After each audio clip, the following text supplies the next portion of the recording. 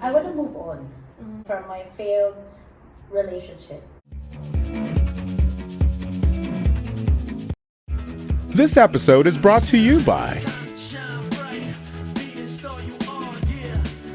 Hi everyone! Welcome to another episode of Chat with Nick. And right next to me, oh my gosh, she's so pretty. She's so blooming today. Hazel Velasco! Yes, hello, babe. How are you doing? I'm doing good. I'm so excited because Hazel is so full of stories.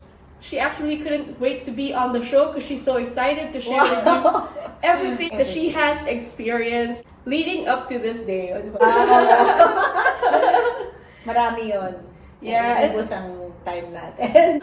Well, you're here in LA, and as we all know, in the Filipino-American community here in Los Angeles, we have tons of shows every weekend, especially nowadays, especially because it's the Christmas season, it's the peak season for a lot of performers, and so we know a lot of singers and musicians and tech people, production guys, and so they're all busy. And so we all know that Hazel here is going to be so busy in the next few days. Yep. Right? Mm-hmm. Yes. So what is I'm already happening? booked like almost the whole December.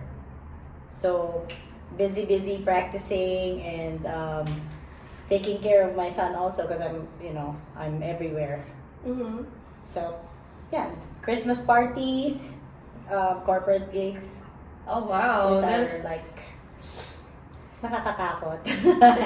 that is so cool, and of course you're I blessed to am be blessed. experiencing all those things. How did you get started with singing? But singing, well, when I was 2 years old, according to my mom, because when I was this young, I used to go. I used to sing in on our table, like the center table, and acting like I'm on stage with a pencil.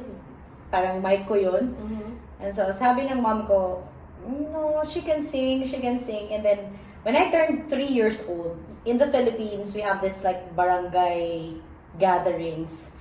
And nag-guest ako doon. So, I sang this song by Whitney Houston. And because I was nervous, because there's a lot of people watching me, alam mo, I peed on stage. Like, I peed. Like, You were just three, right? I was 3 years old and I was looking for my brother, like, Kuya! Kuya is brother. They're like, Mhm. so, Kuya, where are you? And then I'm already peeing on stage. And I did not finish the song. I couldn't because I'm so nervous. But that just goes to show at a very young age, she was already on stage performing. What steps did you take to get to the level of the singing ability now? First of all, I love music. So I already knew from the beginning that it's inside of me, it's within me. I cannot explain, but when I after that time na ako sa stage, nai-invite na ako sa school to sing.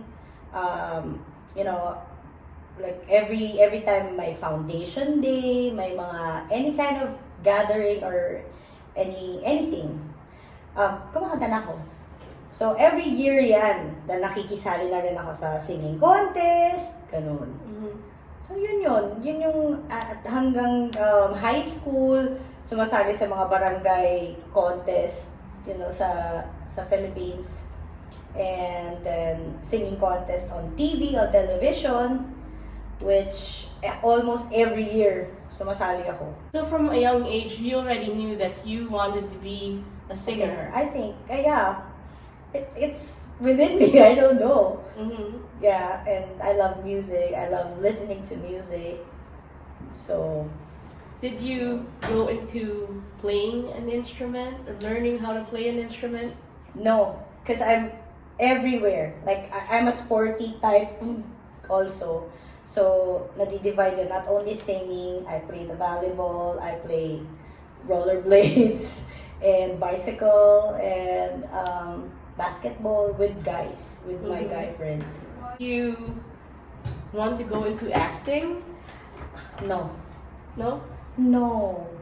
parang hindi ako pang acting eh. Parang feeling ko that's not me. In the Philippines, a lot of Filipinos are into singing, acting, dancing, all rolled All- into one, and all they go that, into yeah. musical theater. Because at that time in the Philippines, Miss Saigon was really popular. All these Broadway shows and West End shows were really popular because of Lea Salonga, right? Yeah. Did you want to get in on musicals? No, I tried. I auditioned. But for some reason, hindi ako nakapasa. Because I'm not a good actor. Mm-hmm. So I can only sing. I can only, sing. Earlier, you mentioned you were into different kinds of sports. Did that help you with your singing career, your singing ability? Did you learn anything from playing sports that actually helped you with your singing? I don't know. No? No, I just love, siguro I love listening to music while I do sports too. Ganun. It's, paano ko ba explain? Pag let's say, nag-volleyball ako, before they call my name, I have a headset with me and Walkman. At that time, Walkman pa. So, ayun, nakikinig ako. And then, pag tinawag na yung name ko, okay, put down your Walkman and then play with the others, you know. You said you played with the boys when you were in high school, One of the right? boys, yeah, elementary, Elementary, up to high high school, up to college. school. Were you their quote-unquote muse? Yeah. Nung elementary days ko, they would ask me to become the muse for our class, you know, Mhm. the class. Kaya lang, I really don't like it. Kasi the way I walk, pag naglakad ako, medyo boyish eh. So, how can you, diba? How can you become a muse Mhm. pagka lalaki kang maglakad? Did you consider yourself one of the boys? Yeah. But I know I'm 100% girl. Girl. And And I so, just love hanging out with boys because they don't have any arte. You know, they're, Mhm. oh, let's go, ganyan. Wala na yung mga pa-powder. Did any of the guys you hung out with I like think you? they like me. All of them. I know that ever since, even when I was in, kinder, merong nagbigay sa akin ng, like flowers and earrings because he likes me daw. So, my dad at that time parang, just take it, take it. Pero ako, I don't like, ayoko talaga ng nililigawan. Parang nahihiya ako. Would Pero you parang I know I have this- rather you're the one pursuing? No, hindi No? rin. No, never. What was it like, given that you had all these guy friends and you were their muse? What was your relationship like with those guys? Friends. Mm-hmm. Yeah, friends. Ganun lang. Mm-hmm. Not like boyfriend. Kasi I'm the type na pag gusto mo ko, pag crush kita, okay, let's say crush kita, and then nalaman ko crush mo na ako. No, wala na ako ng gana. Ganun. Mm-hmm. That's when I was younger. Ngayon, medyo matured na tayo. You mentioned earlier that you were joining singing contests every year, and as we all know, in the Philippines, there are a lot of singing contests every single year. Barangay Right? singing contest, and on the television. Mm-hmm. What TV singing competitions did you join? Okay. In 2000 and I think 2005, Search for the Star in a Million, season 2 with Chris Lawrence, and then 2006, Pinoy Pop Superstar with Regine Velasquez as the host. What was that experience like, being on TV and competing with all these other good singers? What was that like? Well, nakaka-nervous siya. Mm-hmm. And pero exciting because you get to meet people, nagiging family kayo in the competition. But yun lang, it's fun also. Mm-hmm. Meron pa rin nagiging friends mo na after the singing competition. So Yeah. Were you part of any TV shows other than the competitions? No. No? No. Parang nag-stuck ako dun sa singing competition lang eh. Yun, hindi na ako, after my singing competition days, nag-work na ako sa different bars in the Philippines. And then, naging mom ako. Mhm. Aside from singing and working in like, the different bars and lounges as a singer, were you doing anything else other than that? Call center agent. Mhm. I was a call center agent in the Philippines. Given that you were already working in restaurants and bars and lounges in the Philippines at a young age, and knowing that you wanted to be a singer, you didn't pursue being an actor, a dancer, or No. anything like that. Kasi I'm the shy type. Ngayon na lang ako naging confident. But way back when I was starting my career as a singer, I really have this kind of feeling na nervous every time I'm on stage. Every time I present myself, parang I don't have this 100% confidence. So, hindi ako pang acting, hindi ako pang medyo ako parang what do you call this, laid back ba? Parang nasa lang ako, laging nasa likod. Hindi ako nagpo-front. Ganun ang ko. Until now naman. But now, I'm blessed that na-recognize ako dito sa LA as one of the hottest singers. Diba? And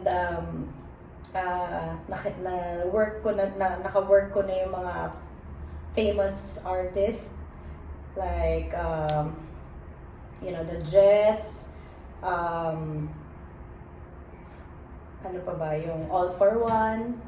How did you transition from the Philippines to here in the US? 2014. In 2014. So it was like after my failed marriage, I've decided to come here and start a new life with my son. He was still a baby at that time. So it's like parang we'll see what we have there, Let's find out. What was that deciding factor that really made you decide that you wanted to move out of the Philippines and have a new life here in the I want to US? move on from my failed relationship. Mhm. Yun. And start anew. Mhm. We all know moving to a different place, especially here in the US, it's really hard. It's really hard. right? Yes. Yeah. What kind of challenges did you experience? Well, what did I do? Well, starting with a kid, it's hard. I really have to look after my kid and then work. So since limited lang yung mga work na pwede kong gawin, sometimes I just do, I do caregiving, whatever, and even yung mga, what do you call this, like newspaper, yung dinideliver my newspaper sa grocery stores. Yeah. Ganon. Kasi I can't work like 8 hours a day. Kasi Dwayne was like 6 years old, 5 years old at that time. So it's hard. It's hard to move around. But, I survived. We're here now. What's your advice for those people who want to have a different life and Different want life to here. move here to the US? They should have like their, what do you call this, lakasan nila yung loob nila dito sa Amerika, and gawin nila lahat just to survive, whatever it takes, just do it, because you never know, diba? And there's a lot of people who will help you also. So it's not like pag andito ka na wala ka nang magagawa, no. Maraming opportunity sa Amerika. It's just up to you how you will bring it, like how you will do it. From caregiving to delivering newspapers, what other things did you do to survive? Yun na, caregiving. And caregiving. I think lahat yata ng mga Filipinos dito pinagdaanan yung pag-caregiver at saka yung for me, pagde-deliver ng newspaper, and then nagka-carpool ako sa mga other caregivers na they can't drive. Because I need to earn money to pay my rent, to pay my bills. So lahat ginagawa ko talaga. Regardless kahit gaano ka, hirap yung work. Living with your son, Dwayne, what was his experience like? He was really young when you moved here, right? 5 years old. Does he have any relationship with his father? At that time, wala. No. They don't communicate. It was all you. It was all me. All me. Pero I have enough time. I give my full time to my son. So hindi niya ma-feel yung absence ng dad niya. Yeah. But lately, nagkaroon na sila ng good relationship with his dad. And now they communicate. They have constant communication every single day. And his dad is naman din. Reaching out naman sa kanyang anak. You've experienced a lot of things, especially with your singing career. You've always been a singer. Is there anything else that you want to accomplish here in the US as a singer? Ano ba? As a singer? Ako, I really can't tell. It's up to God. I think kung saan ako dalhin ng pagkakataon. But I would love to join contests also here in the States, like The Voice, or kung saan ako pwedeng mag-qualify. I'll try. Why not? Are you preparing for any of those competitions or anything like that? No. What I do right now as for my living, I think it's also my training, diba? For anything. Like natitrain na rin ako. I know you've performed at different venues, and I remember you performing at this one place. Is it Vibrato? What was that Beverly experience Hills. like? Awesome. There's a lot of celebrities that I think it's like Vibrato is one of the bars na pinupuntahan talaga ng celebrities. And then they saw me. Taylor Dane was there. Melissa Manchester was there also. The musical director of Earth, Wind and Fire now, he was there. He approached me. And then who else? Paula Abdul was there too. So it was. How did you get that gig? How did you get to I have- perform there? I have a friend na he's in the Hollywood. He's one of how do I say this? Like he produces artists from the 80s ba? And he saw me from this bar, nagkakaraoke kami nun. And then hindi niya ako tinigilan. He asked for my number, asked for my cell phone number, and then he texted me. He showed me his link, his website, and then I texted him back. I said, "Oh, hi." Kasi hindi ako really friendly. Hindi ako nagte-text back agad. So when I saw that he was legit, entertained ko na siya. And then he asked me to be a part of his singing group, which is called Singers LA. Yung mga kasama doon, yung mga from American Idol finalist, The Voice finalist. You've experienced working with different kinds of people. Through that experience of working with other artists, what did you learn from that experience? What did I learn? Well, first off, yung the way they sing, the way they present themselves on stage, it's like different talagang, it's all out. Like, parang wala na silang nakikitang tao eh. Pag once they're on stage, they're like, okay, let's do this. Parang the way they perform. And then their vocal stylings also. And, ayun. So, yun, vocal styles and their stage presence, ibang-iba. When you were in that setting, you met a lot of people. Is there any one person that you felt like, or maybe this is the one person who will give me that big break? It's only Julian, the producer of the show. Julian Miranda. Kasi he knows a lot of people, a lot of celebrities, and he can hook me up to, if I want to join The Voice, you know, because he's one of the executive agents there. So I think it's him. Going back to your son, if you have any dreams or goals or anything that you would want for your son, what would that be? I want him, first of all, well, he's very talented. So he's following our footsteps, his dad and I.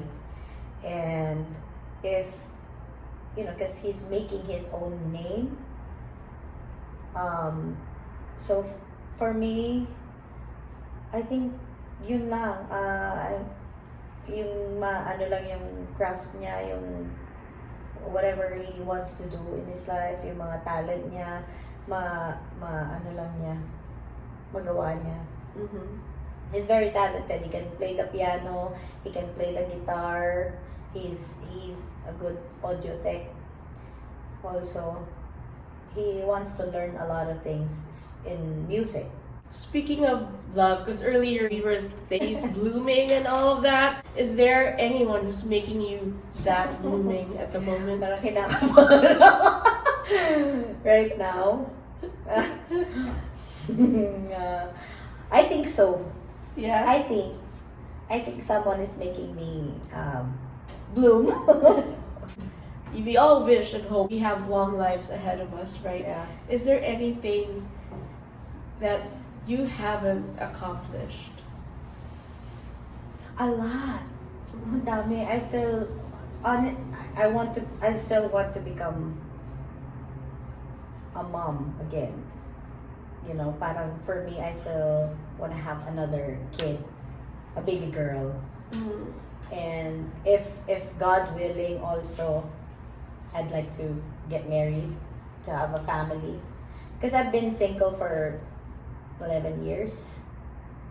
So, I think yun yung part na not really missing, but if God will give it to me, why not, diba? I Would you still say wanna have it. that will complete you? I'm complete now. That's just like a bonus, if ever. But I want to experience it again. Like, I want to feel it again. For those people out there, For those people out there.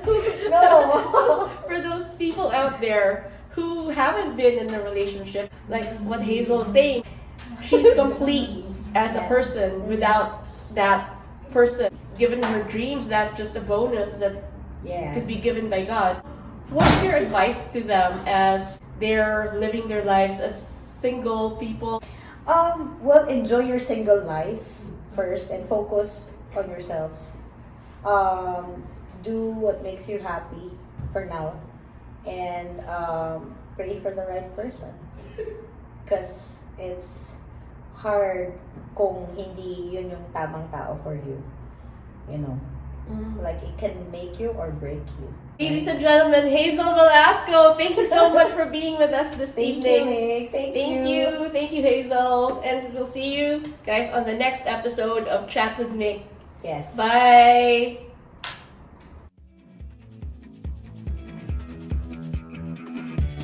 Time to shine, shine bright, be star you are, yeah. Time to shine, time to shine. Shine bright, be the star you are, yeah.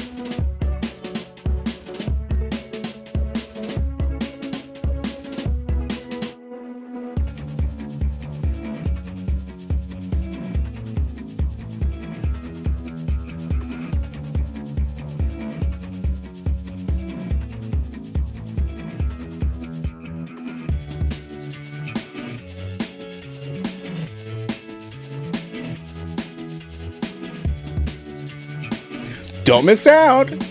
Want to be seen? Want to be heard? Want lots of exposure? Ask us how.